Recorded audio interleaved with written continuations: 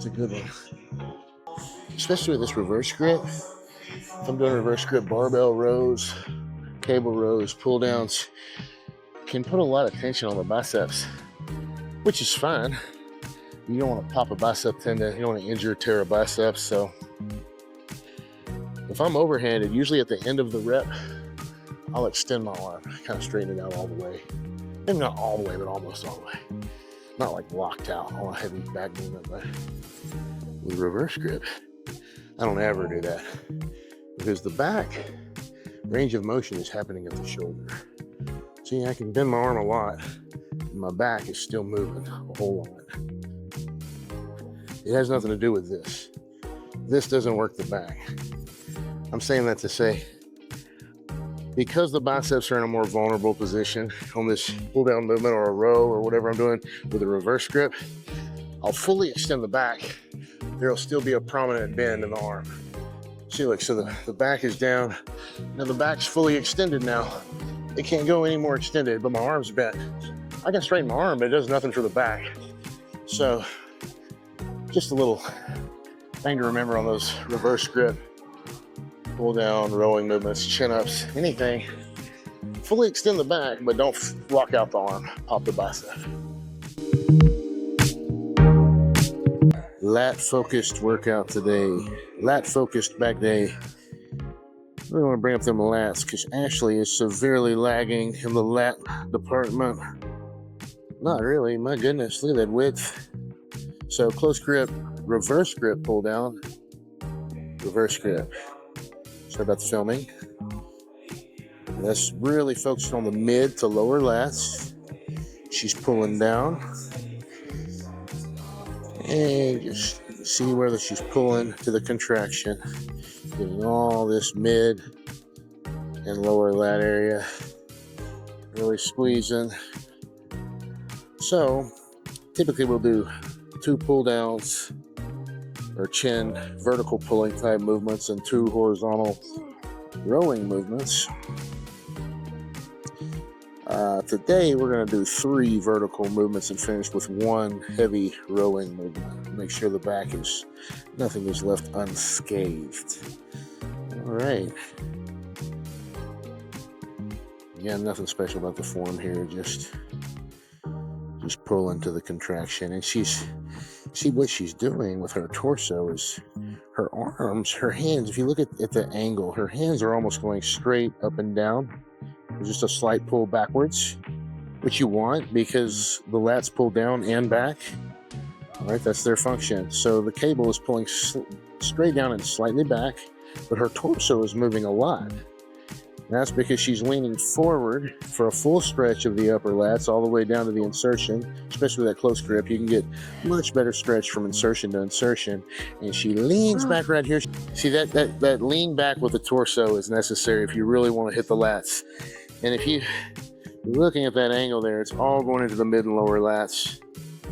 And of course the upper lats, but all pull down movements are going to hit the upper lats pretty good for the most part. So you really want to get that good contraction in the mid to lower lat area.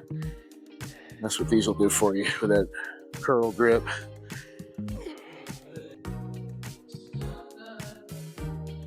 That big? Big? Yeah, it's big. Yeah? It's big with a snatched little waist. This is one of the best lat movements you can do. A close grip, reverse grip, pull down. Really build those lats. It's just kind of like a pull down row hybrid. I think it's called a high row. It's kind of a row. High meaning you're reaching high, again, or high like hybrid? You're rowing from a high point. Almost like you imagine if you were leaning over, doing a row, and the tension was from here to here. That's kind of the movement. Pretty good. Yeah, it's kind of, so. Real life stuff. It's a lot of lat, yeah. Whole lot of lat.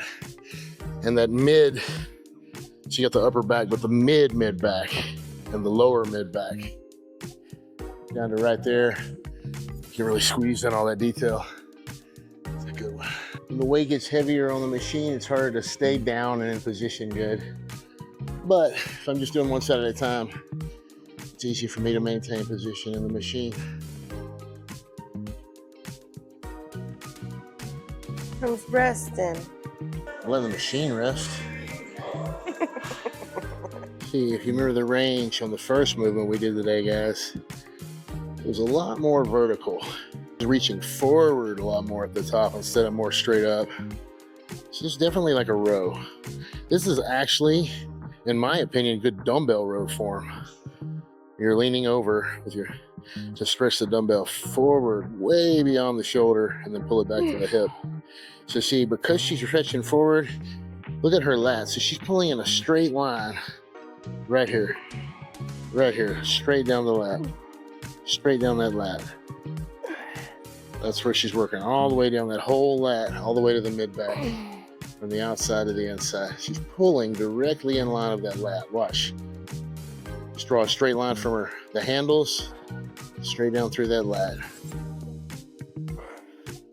Really slicing through the mid and lower lats a lot, but still squeezing the upper back enough to hit the mid and lower traps and all those beautiful little muscles with all that intricate detail. And you guys can see a totally different angle of pull as the first two. Slightly different, but it is completely different. So this is not as far forward as the other one. It's very far forward, but it's not as far back. Reach very far forward, but it's more of a pull down from an angle than it is a high row pull down like the last one. That's 3 vertical pulls, finished with a cable row. Why see a cable row?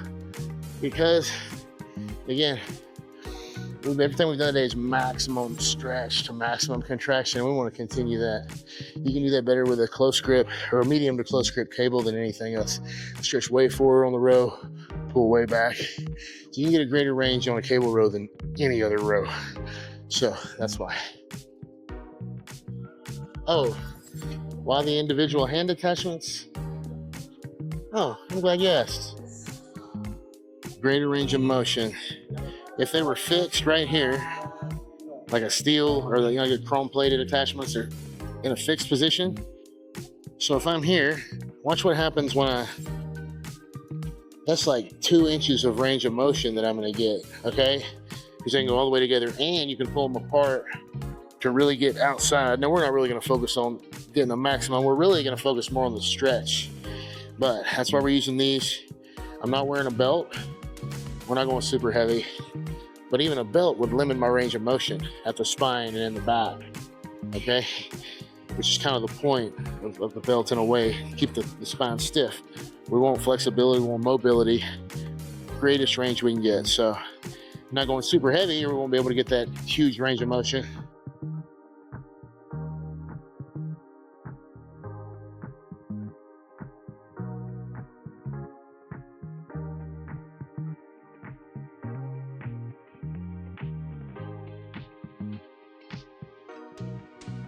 Easy.